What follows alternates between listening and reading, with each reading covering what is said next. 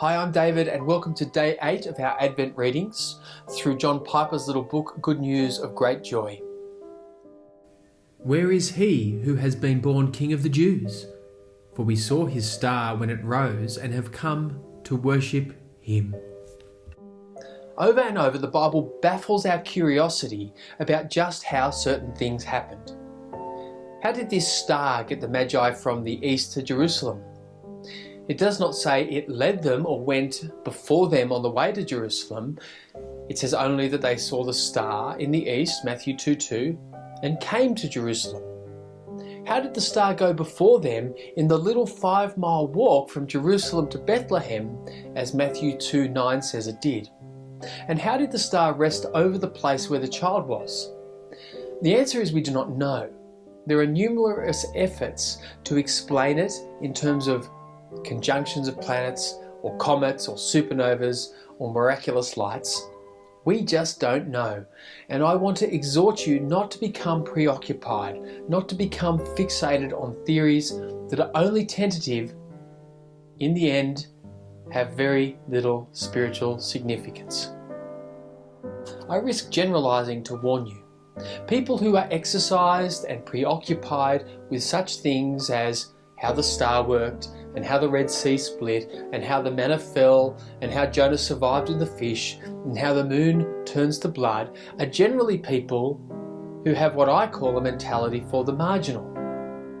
You do not see them in a deep cherishing of the great central truths of the gospel, the holiness of God, the ugliness of sin, the helplessness of man, the death of Christ, justification by faith alone, the sanctifying work of the Spirit, the glory of Christ's return, and the final judgment. They always seem to be taking you down a sidetrack with some new article or book that they're all excited about, dealing with something marginal. There is little rejoicing over the great central realities.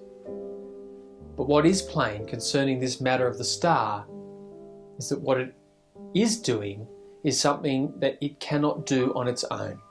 It is guiding the Magi to the Son of God to worship him.